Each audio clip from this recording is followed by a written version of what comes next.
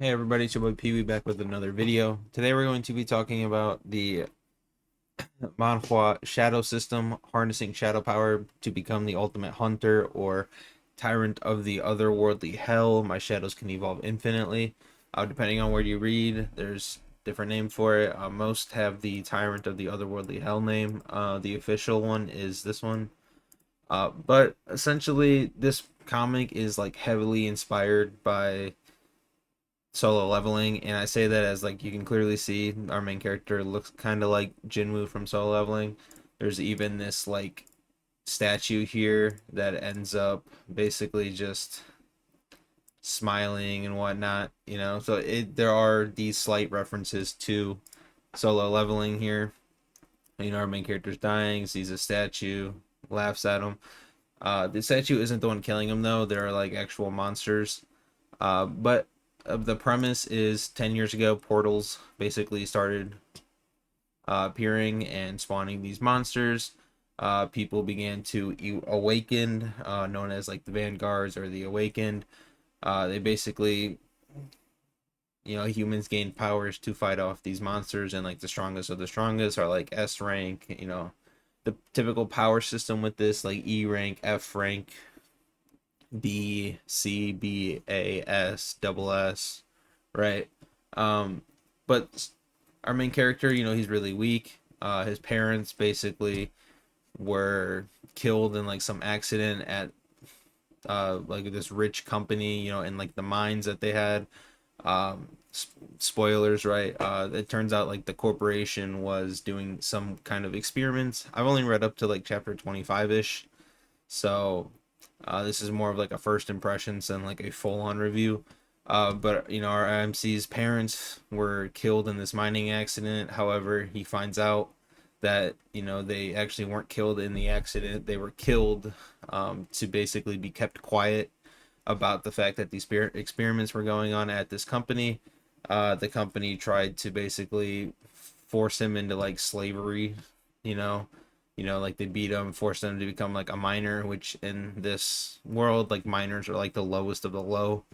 They're not awakened beings, so like anyone that's not really an awakened being is treated like absolute trash.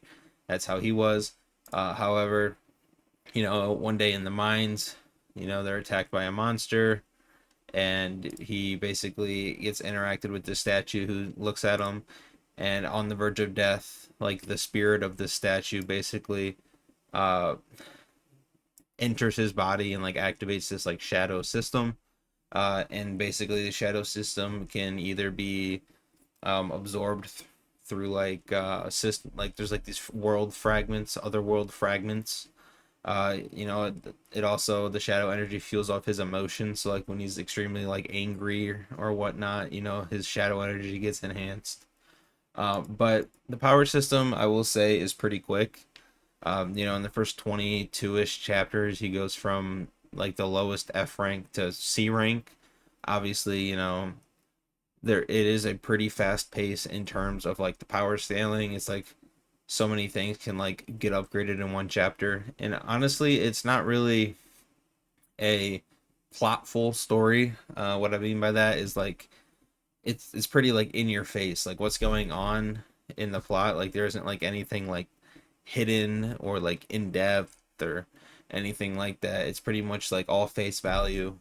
And our main character basically uses this shadow system to become stronger, and basically he wants to get his revenge on the people responsible for killing his parents. He wants to find out like the truth behind like these experiments and like what actually happened to them.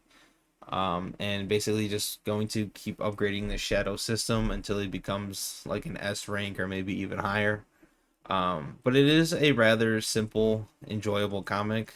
Obviously, as I said, our main character looks, extremely like Jinwoo. Like there isn't like, I feel like Solo Leveling, like low key, kind of created this trend that like was kind of bad for the comic industry, simply just because of like how many authors like want to make their characters look like Jinwoo. But this comic can be pretty much simplified as like, or like an aura farming Jinwoo look-alike. and like that's pretty much what this is. It's just a power fantasy action comic with a slight plot.